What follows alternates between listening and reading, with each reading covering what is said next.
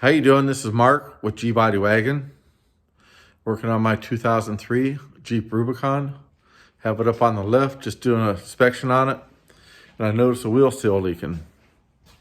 Got a quick trivia question for you guys. What's the first year that Jeep produced the Rubicon?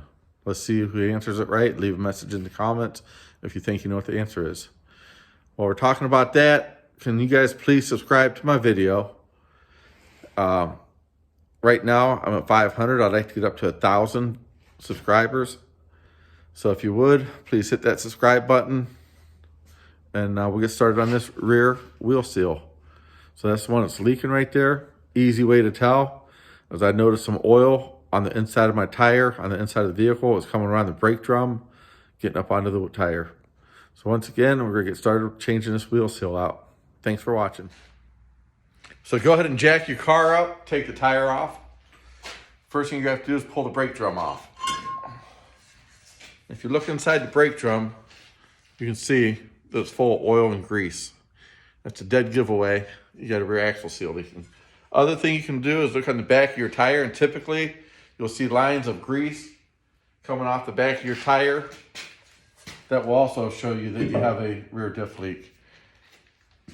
And so the best thing you can do right now, once you got it all apart, we're also going to change out the brake pads on this because they're oil soaked. That's no good. So after the brake drum is off, you're going to have to pull the pumpkin nut cover off, the rear differential cover, which I already got mine pulled off. There's only 10 bolts to pull that off. And then we'll pull the center pin out of it. So let's go ahead and get looking at that. All right, right here's the rear differential. You have a center pin right here. And once you push this center pin out, it will allow your axle to come inward. And when it comes inward, you're going to have a C-clip in there that will drop out and allow you to pull your axle out. But the first thing you got to do is pull out your center pin bolt right here. This one here is a 1/4 inch in diameter. The head of it is. And the thread usually just thread into this portion right here. And the pin might be about another inch after that. Or the bolt will be another inch, not your pin. Give me a second. We're about got this out. And yes, it is as easy as what it looks.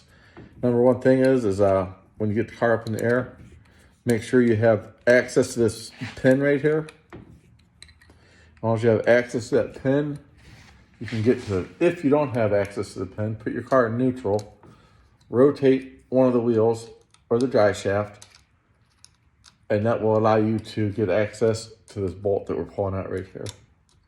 It's just about loose. And yeah, they come out real easy. Don't have to worry about rusting this because it's always submerged in oil. So right here's the rear pin that holds your center pin in.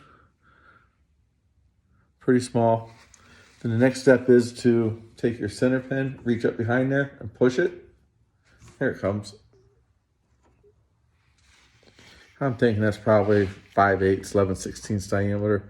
These are all different sizes and different vehicles, but it's exactly the same. We'll put that there and this bolt here. Next step is to push your axle. And if you look real close, you may see the C-clip fall or you may hear it. So let's listen for it. There it went. I just pushed the axle in and this is what your C-clip looks like. Once again, we're gonna keep it all inside of the differential. When it comes time to put it back together, we know where it's at. All right, so let's go ahead and go back to the axle side. We'll pull the axle out. All right, now that we got the C-clip out, the axle shaft should pull out relatively easy. So get a hold of it and give it a tug, and we'll pop loose. And that's the axle shaft. Next thing is we gotta pull the seal out. Right here's the seal. It's right there. We already have a new one in the shop, so let me get a pry bar. We can stick it in there and pop it out. So what I like using is this tool right here. It's got a little hook on it. I can reach in there and just pop it out. If you don't have one of these tools, you can use a screwdriver and a hammer. Just don't damage your bearing. And you can hit right along here and it will pop it out. You see how easy this come out? And that's truly how easy they come out of these. So while that's out, we'll go ahead and clean that up, get some brake clean. Spray some brake cleaner on there. Get a shop rag, we'll clean it up real good before we put the new seal in. Alright, here we go. So here's the brake clean. We'll just spray it out real good and just wipe it out. That's all you got to do. Then we'll grab the new seal, which I ordered these. I went to the local parts store, several of them.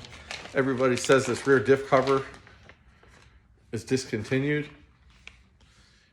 And this seal, I had a hard time getting them. So I've been watching Dennis Collins on Coffee Walk. So I called his shop up out in Texas, and yes, they had them.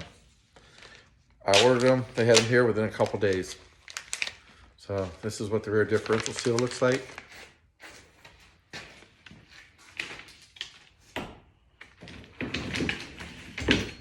And that's the new one. If you look, they got a green coating on here that helps seals it when you put it in. Some people will take RTV, put a thin coat on there, which you can do. And I just tap these in.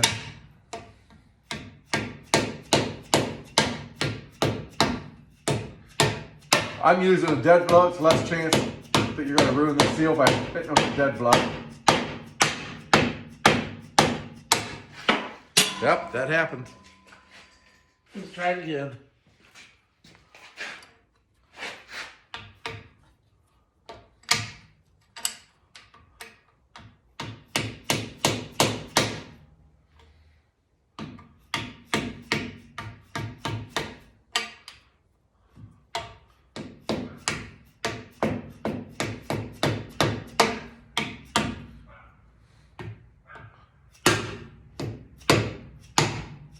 There it goes. Just had to hit a little bit harder. There you go, the new seal's installed. Hopefully I wasn't in the way too bad doing that. So let's grab the axle. Grab the axle, we'll put that back up into place.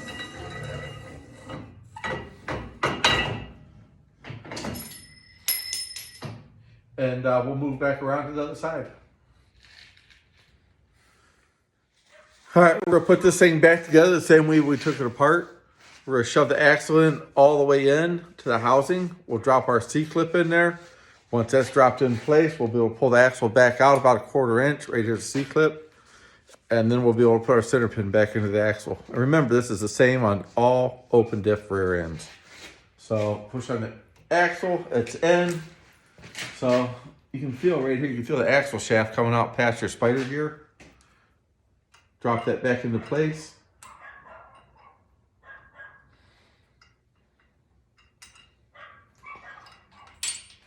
It fell right off again. So let's try it again. Might take a couple times to get it in, but it goes in. We're just trying to get it into the groove of the axle.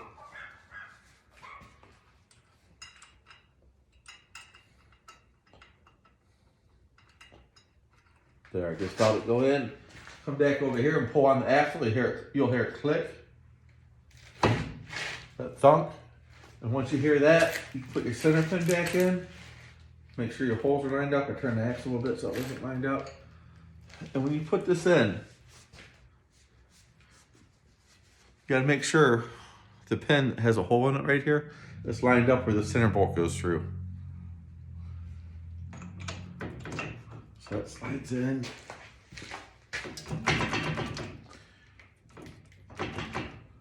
There we go. Now we can put the center bolt in.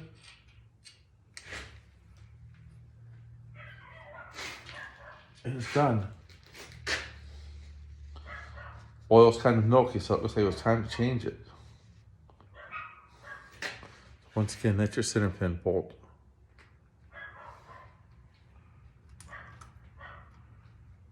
It just slides right in there. We'll see if we can zoom in on it.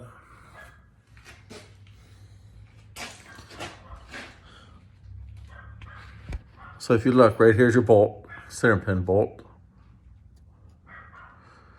Tighten that up, and that locks in your pin right here to hold your spiders in and your axle. So once you get that done, put your differential cover back on, put the grease back in it, and the job's done. Thanks for watching, as always. If you have any questions, just leave it in the comments. I'll see if I can answer them for you. Thank you.